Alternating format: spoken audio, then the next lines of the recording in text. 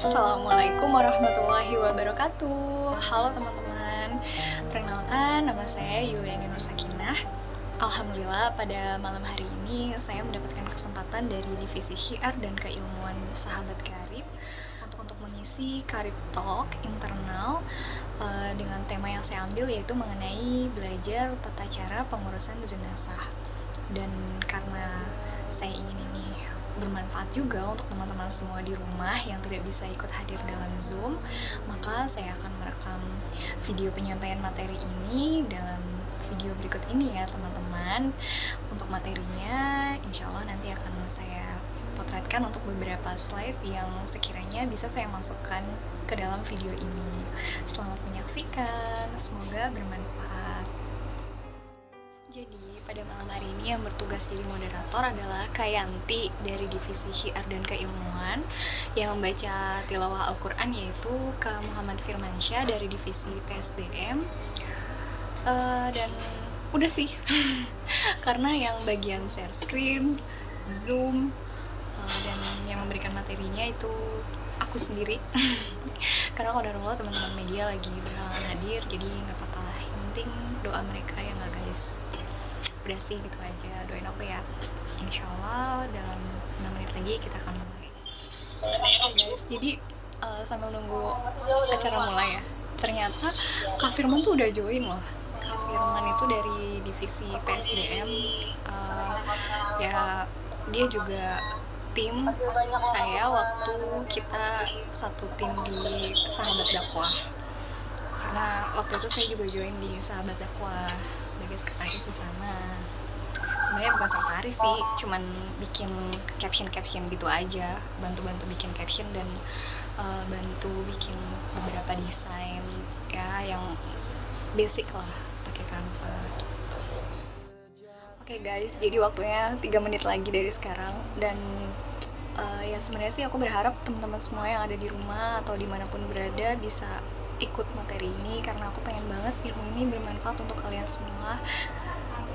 Karena kalau aku simpen ilmu ini sendiri ya, seakan-akan tuh aku kayak ngerasa ada utang yang belum aku lunasin gitu, seakan ada ilmu yang belum aku amalkan. Ya setidaknya kalau misalkan aku bisa amalkan ini ke kalian, aku bisa informasikan ini ke kalian, semoga bagi teman-teman yang belum mengetahui ilmu ini atau bagi yang sudah mengetahui ini bisa membuat kalian lebih ingat-ingat lagi. Assalamualaikum warahmatullahi wabarakatuh. Waalaikumsalam warahmatullahi wabarakatuh. Selamat malam teman-teman semuanya, sahabat karib. Sebelumnya karena masih suasana bulan Syawal ya, dan kita juga belum berjumpa setelah Lebaran, jadi mohon maaf lahir dan batin. Taqabbalallahu ya karim. Mudah-mudahan kita semua selalu diberikan kesehatan oleh Allah Subhanahu wa taala.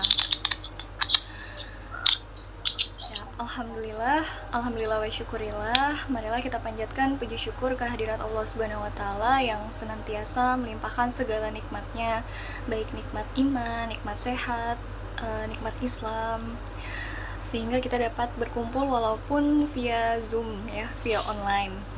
Salawat serta salam semoga selalu senantiasa tercurahkan kepada baginda Rasulullah Sallallahu Alaihi Wasallam beserta keluarga dan para sahabatnya, dan semoga kita sebagai umatnya mendapatkan syafaatnya di hari yaumul kelak nanti. Amin ya robbal alamin.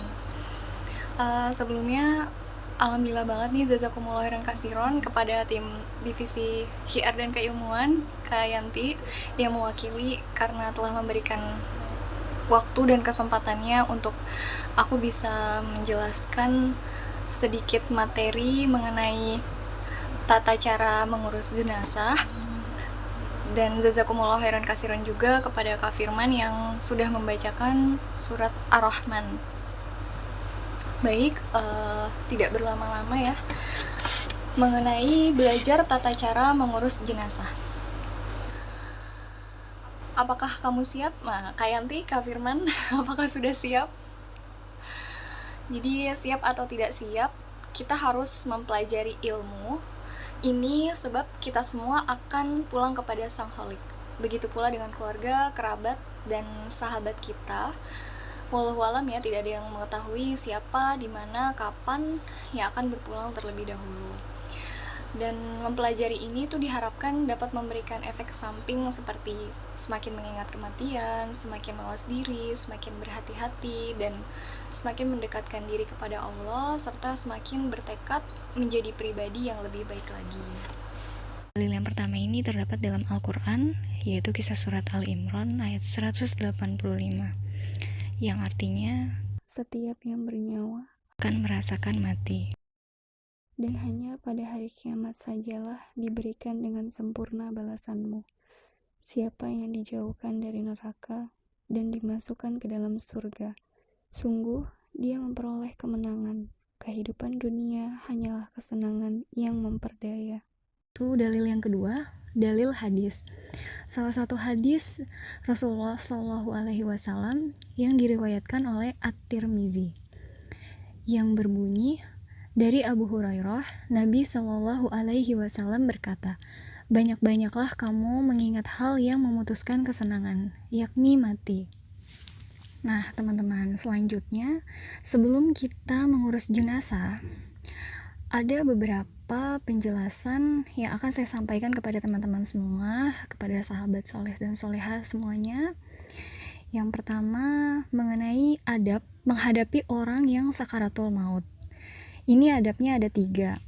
Yang pertama, hendaklah orang tersebut dihadapkan ke kiblat.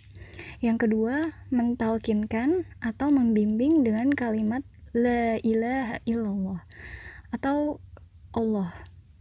Talkinkanlah orang yang mau mati di antara kamu dengan kalimat La ilaha illallah. Hal ini merupakan sabda Rasulullah SAW yang diriwayatkan dalam hadis riwayat Muslim. Yang ketiga, sebaiknya dibacakan surat Yasin atau surat Ar-Rahman. Tujuannya untuk memberikan kemudahan kepada orang tersebut.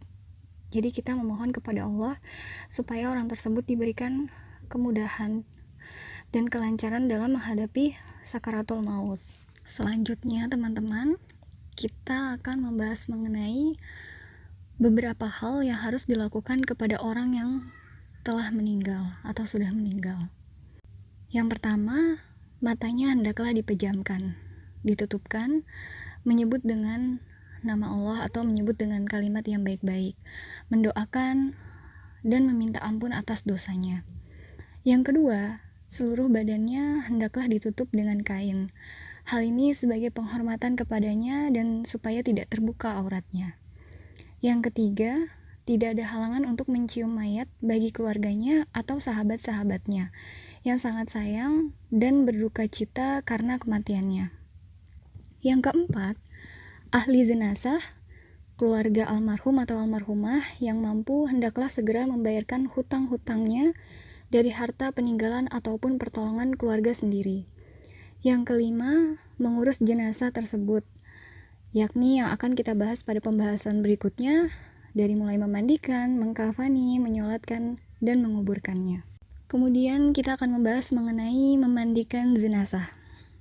Nah, ada beberapa syarat nih orang yang diperbolehkan untuk memandikan jenazah dan jenazah yang boleh dimandikan.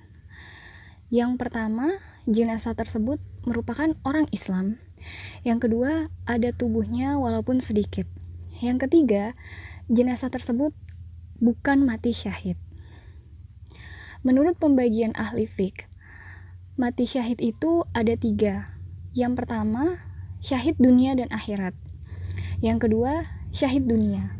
Syahid dunia ini apa artinya? Artinya adalah orang yang mati dalam peperangan dengan orang kafir, tetapi tujuannya bukan untuk agama Allah, karena alasan lain. Misalnya, ia berperang dengan orang kafir untuk mendapatkan harta. Yang ketiga, itu golongan syahid akhirat. Contohnya seperti mati teraniaya, mati terkejut, mati karena penyakit kolera, atau mati dalam belajar agama Allah. Selanjutnya, kita akan membahas mengenai beberapa hal yang harus diperhatikan sebelum memandikan jenazah. Nah, ini juga bagian yang paling terpenting juga sebelum kita memandikan jenazah. Jangan sampai beberapa hal ini justru terlewatkan atau terlupakan. Yang pertama, siapkan peralatan memandikan jenazah. Tempat memandikan, sabun, sampo, cotton bud, korek kuping, sarung tangan, gayung, ember, bak mandi, kamper, handuk, kain basahan, atau sumber air yaitu keran air atau air yang mengalir. Yang kedua, siapkan kain kafan. Untuk laki-laki itu kain kafannya sejumlah 3 helai. Untuk perempuan itu sejumlah 5 helai. Selain itu, siapkan juga kapas dan buat pola kain kafan. Contohnya, untuk jenazah perempuan itu ada pola khususnya kain kafannya, yakni terdiri dari pola baju, kerudung, sarung, dan tali ikat. Selanjutnya, siapa saja sih yang berhak memandikan jenazah? Jika jenazah tersebut laki-laki, yang memandikannya hendaklah laki-laki. Perempuan tidak boleh memandikan, kecuali istri atau muhrimnya. Begitupun sebaliknya, dan akan lebih baik yang memandikan jenazah adalah keluarga dekatnya, atau dalam kata lain disebut ahli waris. Yang kedua, jika seorang perempuan yang meninggal, dan di tempat itu tidak ada perempuan yang mampu memandikannya, tidak ada suami atau mahramnya, maka jenazah tersebut atau mayat tersebut hendaklah ditayamumkan saja. Kemudian, jika jenazah itu anak laki-laki, maka perempuan boleh memandikannya. Begitu juga kalau jenazah itu anak perempuan, laki-laki boleh memandikannya. Batasnya adalah jenazah tersebut sampai usia sebelum baligh. Nah, teman-teman, setelah kita mengetahui siapa saja yang berhak memandikan jenazah dan juga syarat jenazah yang boleh dimandikan, selanjutnya kita akan membahas tentang rukun memandikan jenazah. Rukun memandikan jenazah yang pertama ada niat, yaitu niat memandikan jenazah. Bacaan niat memandikan jenazah untuk laki-laki, untuk jenazah laki-laki adalah nawaitul ghusla adaan hadzal mayyiti lillahi ta'ala. Sedangkan bacaan niat untuk memandikan jenazah perempuan yaitu nawaitul ghusla adaan hazihil mayyitati lillahi ta'ala. Yang kedua, mengucapkan basmalah. Yang ketiga, meratakan air ke seluruh tubuh. Selanjutnya, yaitu mengenai adab memandikan jenazah. Adab memandikan jenazah ini ada 6. Yang pertama, dihadapkan ke kiblat dengan kepala lebih tinggi daripada kaki agar air yang mengandung najis tidak mengalir ke bagian yang sudah bersih. Yang kedua, dilunakkan persendian-persendiannya dengan cara menggerak-gerakkan tangan sampai siku ke pundak dan kaki ke paha. Kemudian direntangkan lagi kecuali yang sudah kaku. Yang ketiga, memakai sarung tangan dari bahan yang lembut seperti kaus untuk membersihkan najis. Caranya, perut di daerah pusar ditekan-tekan perlahan-lahan. Bagi yang hamil, jenazah yang sedang hamil, itu hanya cukup diusap saja. Jika sarung tangannya sudah kotor, dibuang dan diganti. Yang keempat, membersihkan jenazah dari berbagai kotoran yang melekat padanya. Membersihkan telinga dan lubang hidung dengan korek kuping, serta membersihkan kuku dari kotoran. Yang kelima, memandikan. Dan yang keenam, mewudukan secara sempurna kecuali tidak berkumur atau memasukkan air ke dalam hidung. Nah, teman-teman, setelah kita mengetahui rukunnya, niatnya, adab memandikan jenazah ini, selanjutnya saya akan menyampaikan mengenai tata cara memandikan jenazah. Tata cara memandikan jenazah diletakkan di tempat yang tinggi seperti ranjang atau balai-balai, di tempat yang tidak ada orang yang keluar masuk selain yang memandikan dan orang yang membantu keperluan yang bersangkutan dengan mandi tersebut. Pakaiannya diganti dengan kain basahan, kain untuk mandi, kain sarung, kemudian didudukkan dan punggungnya disandarkan pada sesuatu. Lalu perutnya disapu dengan tangan dan ditekan sedikit supaya kotorannya keluar. Sebaiknya diikuti dengan air dan wangian ketika memandikan. Sesudah itu, jenazah ditelentangkan lalu dicebokkan dengan tangan kiri yang memakai sarung tangan. Sesudah cebok, sarung tangan hendaklah diganti. Lalu jari kiri masuk ke mulutnya. Digosok giginya, dibersihkan mulutnya, kemudian kepala dan janggut dibasuh. Rambut dan janggutnya disisir perlahan-lahan. Rambutnya yang tercabut hendaklah dicampurkan kembali ketika mengkafani. Nah, untuk penyiraman airnya, memandikan jenazah ini dimulai dengan bagian kanan, yaitu dari kepala dan jenggot atau tempat tumbuh rambut, kemudian muka, leher, pundak sampai ke telapak tangan, bahu dan dada sampai ke perut, lalu yang terakhir kaki, masing-masing 3 kali. Selanjutnya, jenazah dimiringkan ke kiri. Cuci bagian badan belakang, punggung, pinggang, dan pinggul, kemudian leher, pundak sampai ke telapak tangan, bahu dan dada sampai ke perut, lalu ke kaki, masing-masing sebanyak 3 kali. Sebelum dimiringkan ke kanan kembali, bersihkan alas mandi mayit dengan menyiram kotoran atau najis yang ada dengan air bersih. Jadi kan jenazahnya tuh dimiringin ke kiri kan. Jika ingin mau dibalikin ke kanan lagi, yang di alasnya itu harus kita bersihkan dahulu teman-teman, supaya kotorannya itu tidak ada lagi. Nah, kemudian setelah alasnya dibersihkan, miringkan jenazah ke kanan, cuci bagian badan belakangnya, punggung, pinggang, dan pinggul, leher, pundak sampai ke telapak tangan, bahu dan dada sampai ke perut, yang terakhirnya kaki, masing-masing sebanyak 3 kali.